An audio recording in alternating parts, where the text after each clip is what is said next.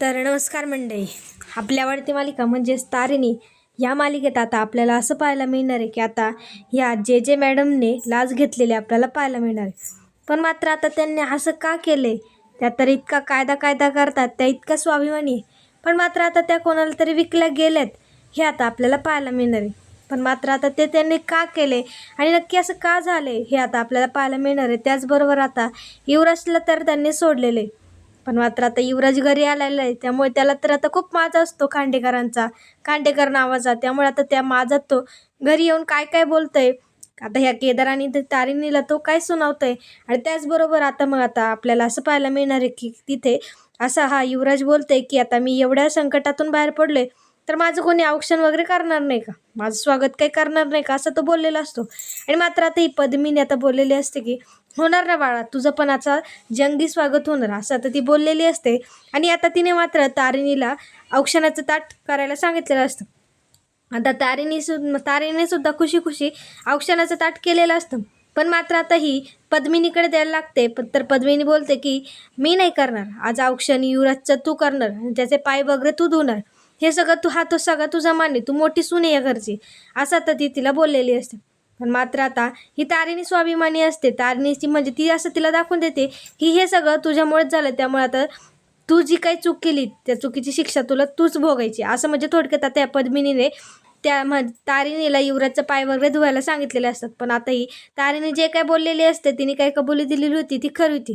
त्यामुळे तारिणी बोलते की मी कशाला करू, म्हणून मी जे काही बोलले होते ते खरं बोलले होते आणि हे कौशिकी ताईंनी सुद्धा सगळ्यांना सांगितले. पण मात्र आता मी काही हे करणार नाही, हा मान खरं तर निश्चितच आहे असं ती बोलते आणि तुमचं आहे, आणि असं तिने आता सांगितलेलं असतं.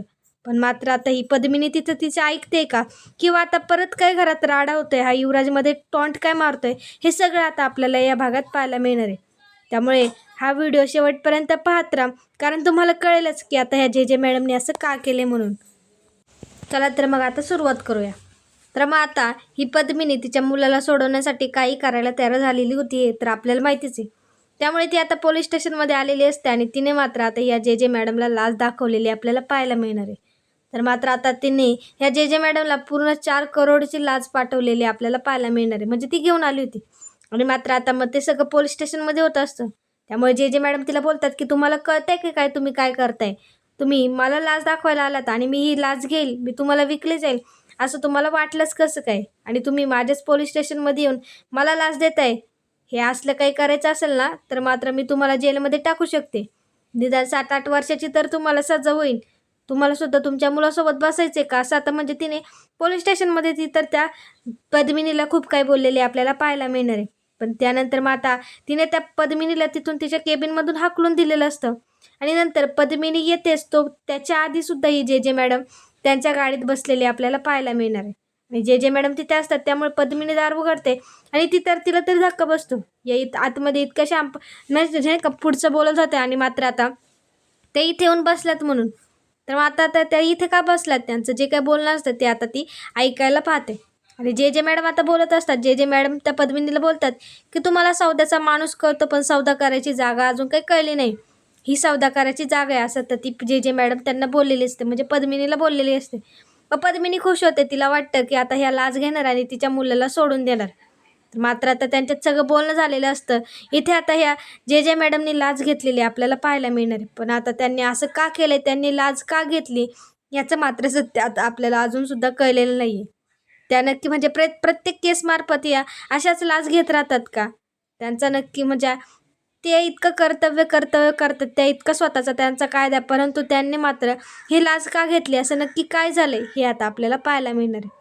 पण मात्र आता ह्या जे मॅडमकडे त्यांनी युवराजला फक्त संशयित म्हणून पकडलेलं होतं. तर का, फक्त युवराज आणि गुलाबचे काहीतरी संबंध होते, म्हणजे तो आणि म्हणजे युवराज आणि गुलाब हा फक्त एक मित्र होते, एकमेकांना ओळखत होते. पण मात्र युवराज विरोधात त्यांना अजून काही पुरावे मिळाले नव्हते, म्हणून त्यांनी हे सगळं असं म्हणजे युवराजला संशयित म्हणून अरेस्ट केलं होतं. पण मात्र आता पद्मिनीने त्या युवराजला सोडण्यासाठी सुद्धा या पद्मिनीने त्यांना लाच दिली होती आणि आता ह्या जे मॅडमनी लाच घेतलेली असते. त्यानंतर मग आता कौशिकीसुद्धा चिडलेली होती. कौशिकीलासुद्धा आता जे जे मॅडमचा खूप राग आलेला होता. त्यामुळे आता कौशिकी सगळ्या मीडियावाल्यांनाच पोलीस स्टेशनमध्ये घेऊन येते आणि आता सगळे प्रश्न जे काय असतात ते जे जे मॅडमला विचारणार होती. पण जे जे मॅडम तिथे आता बोलतात की तुम्हाला सगळ्या प्रश्नांची मी उत्तरे एकाच प्रश्नात देईन म्हणून, एकाच उत्तरात दे, असं आता ती बोलली होती. आणि तिने मात्र आता युवराजला तिथे बोलवलेलं असतं आणि युवराजला मात्र आता तिने सोडलेलं असतं. आणि मग आता युवराज फायनली त्याच्या घरी जाणार असतो. तर मात्र आता जे जे मॅडम या कौशिकीला बोलतात की तुला घाबरले म्हणून मी काय तुझ्या भावाला सोडून दिलं नाही, त्याला मी फक्त संशयित म्हणून पकडलं होता, पण त्याच्या विरोधात जर काही ठोस पुरावे सापडले तर मात्र मी तुझ्या भावाला सोडणार नाही, असं मात्र आता या जे जे मॅडमनी कौशिकीला बोललेलं आपल्याला पाहायला मिळणार आहे. पण आता आपल्याला असं सुद्धा प्रश्न पडतो की इकडे ह्या जे जे मॅडम इकडं कौतुक म्हणजे इकडे एवढा स्वाभिमान दाखवतात, पण तिकडे त्यांनी त्या पद्मिनीकडून पैसे घेतलेले, लाच घेतलेली, पण मात्र आता त्यांनी असं का केलं हे आता आपल्याला पुढील भागात कळणार आहे. त्याचबरोबर मग आता इकडे घरी सगळे टेन्शनमध्ये असतात. घरी सगळे जाब विचारत असतात की कौशिकी का गेली पोलीस स्टेशनमध्ये, ती नक्की आता तिथे जाऊन काय करणार आहे. तर पद्मिनी बोलते की तिला खूप जाऊन उशीर झाला आहे, कारण पद्मिनीने जे केलं हे फक्त तिला म्हणजे तिच्यात आणि जे जे मॅडममध्येच असतं, बाकी कोणालाच माहिती नसतं. त्यामुळे ती तिथे बोलत असते की आता का गेली म्हणून, आता सगळं झालंय म्हणून. आणि तेवढ्यात मात्र आता युवराजचा आवाज सगळ्यांना आलेला आपल्याला पाहायला मिळणार आहे. आता युवराज फायनल घरी आलेला असतो आणि मग आता युवराज मोठ्या ॲटिट्यूडने मोठ्या माझ्यात घरी आलेला असतो.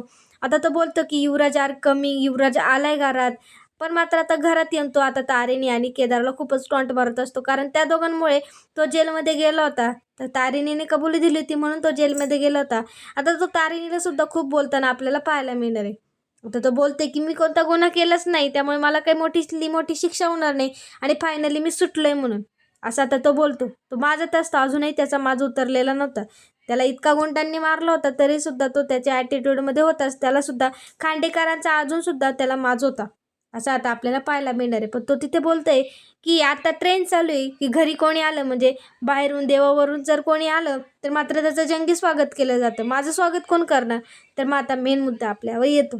तर मात्र आता ही पद्मिनी खुशच असते. पद्मिनीला माहिती असतं. पद्मिनी लगेच त्या तारिणीला म्हणजे औक्षणाचं ताट तयार करायला सांगितलं असतं. तर आता ही तारिणी आनंदाने औक्षणाचं ताट करायला जात असते. तिने औक्षणाचं ताट केलेलं सुद्धा असतं, पण मात्र आता ती पद्मिनीकडे द्यायला जाते. तर पद्मिनी तिला बोलते की आजचं औक्षण तू करणार, त्याचे वगैरे म्हणजे पाय धू, त्याचे पाय पूस, त्याला औक्षण वगैरे कर. म्हणजे असं थोडक्यात आता म्हणजे तिने चूक केली आहे ना, तर त्या चुकीची शिक्षा तुलाच भोगावी लागेल. तुझ्यामुळेच तो जेलमध्ये गेला होता, म्हणून तूच त्याचं आता स्वागत कर, असं आता या पद्मिनीने तारिणीला सांगितलेलं आपल्याला पाहायला मिळणार आहे. आता तारिणी विचार करते की का असं का सांगताय, म्हणून मी का करायचं, जे काही सत्य होतं ते मी बोलले होते, जी कबुली होती ती मी खरंच दिली होती, ही तुम्हाला कौशिकी मॅडमने सुद्धा सांगितली म्हणून, सगळा जो काही प्रूफ आहे तो आहे म्हणून, तरीसुद्धा तुम्ही मला अजून असं का बोलताय. मी काय ह्याचे पाय वगैरे धुवू म्हणून, मी स्वाभिमानी आणि मी स्वाभिमान कधी विसरणार नाही, मी असं इतक्या खालच्या पातळीला जाणार नाही, असं आता तिथे तारिणी बोललेली आपल्याला पाहायला मिळणार आहे. तर तारिणी म्हणजे तिला असं जास्त पद्मिनी मोठी असते, आता त्या घरच्यांचा सगळ्यांचा मान राखत असतात, त्यामुळे तारिणी तिला एवढं काही रागात बोलत नाही. तारिणी तिला चांगलं असं प्रेमाने म्हणजे ती जसं बोलते तसं आता ती तिला सांगत असते. त्यांना ती बोलते की हा मान मोठा सुनेचा नाही तर त्याच्या पत्नीचा आणि त्याच्या आईचा आहे, त्याच्या बायकोचा आणि त्याच्या आईचा आहे, त्यामुळे तुम्ही आणि निशिंनीच त्याचं औक्षण करा, असं आता त्या तारिणीला पद्मिनीला सांगितलेलं आपल्याला पाहायला मिळणार आहे. पण मात्र आता इथे पद्मिनीसुद्धा हुशार असते. पद्मिनीला सुद्धा तारिणीचा राग आलेला होता, तिच्यामुळेच तिचा मुलगा इतका दिवस जेलमध्ये होता आणि त्याने मारसुद्धा खाल्लेला असतो. त्यामुळे आता सगळे टेन्शनमध्ये ती तर असतेच, पण मात्र आता सगळे खुश झालेले असतात. तर तारिणी स्पष्टपणे नकार दिलेला असतो, मी काय त्याचे पाय वगैरे धुणार नाही, मी स्वाभिमानी, मी जे केलं ते बरोबरच होतं आणि मी जे काही बोलले ते सत्यच बोलले, खोटं काहीच बोलले नाही. त्यामुळे मला नाही वाटत माझी चूक आहे, त्यामुळे मी माझ्या चुकीची शिक्षा भोगणार पण नाही आणि मी काय त्याचे पाय वगैरे धुणार नाही. आता ती मनातल्या मनात बोलते की ह्याने इतकी पापं केली आणि ह्याचे मी पाय धू, असं कधीच शक्य होणार नाही. त्यामुळे आता ह्या तारिणीने ती स्वाभिमान कधी विसरत नाही आणि तारिणीने आता ठाम केलेलं असतं की काही झालं तरी मी काय त्याचे पाय वगैरे धुणार नाही. आणि तारिणीला पाय वगैरे धुवायला सांगितलेत आणि त्याचे, त्यामुळे आता केदारला सुद्धा राग आलेला असतो. केदारसुद्धा बोलतो माझी बायको जरी मोठी सून असली तरी मात्र ती काय ह्याचे पाय वगैरे धुणार नाहीये, जे काय तुम्हाला करायचे ते तुम्ही दोघींनी करून घ्या, असं आता या केदारने सुद्धा तारिणीची बाजू घेत आता सगळ्यांना सांगितलेलं असतं. पण मात्र आता तारिणी तर ठाम असते, तारिणी तर त्याचे पाय वगैरे धुवतच नसते. पण मात्र आता ही पद्मिनी काय करून तारिणीला पाय धुवायला लावणार आहे हे आता आपल्याला पाहायला मिळणार आहे. पण आता युवराज तर त्याच माजत असतो, त्याच अहंकारात असतो. त्याला असं वाटतं की त्याच्याबद्दल म्हणजे पुरावे अजून म्हणजे मिळणारच नाही. आता फक्त एवढंच झालं म्हणजे त्याला संशयित म्हणून नेलं होतं आणि आता सोडून दिले, तर मात्र पुन्हा आता त्याची कधी चौकशी होणार नाही असं आता थोडक्यात तिथे त्याला वाटलेलं असतं. पण वेळ पलटीसुद्धा होते, वेळ बदलीसुद्धा होते आणि सतत वेळ बदलत असते.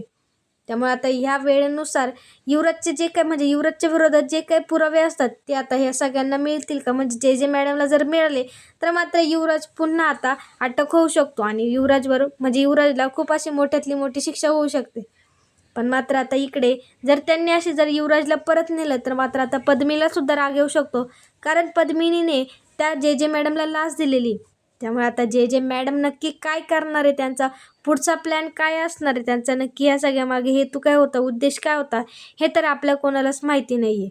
पण मात्र आता त्यांचं नक्की पुढचं पाऊल काय असणार आहे, त्यांच्या विरोधात तर म्हणजे स्पेशल क्राईम युनिटकडे तर सगळे पुरावे आहेत. पण मात्र आता ते पुरावे जे मॅडमकडे सुद्धा असतील, पण आता त्या पुराव्यांनीशी ते युवराजला का अटक नाही करू शकले, म्हणजे त्याला मोठ्यातली मोठी शिक्षा का देऊ नाही शकले, की असं नक्की काय झालं, त्यांनी ती लाच का घेतली आणि त्या लाच घेण्यामागे नक्की त्यांचा काय प्लॅन आहे, त्यांचा काय उद्देश आहे, हे आता आपल्याला पाहायला मिळणार आहे. त्यामुळे पुढील भाग पाहायला विसरू नका आणि आजचा व्हिडिओ जर आवडला असेल तर लाईक, कमेंट, शेअर करायला विसरू नका आणि आपल्या चॅनलला नक्कीच सबस्क्राईब करा. धन्यवाद.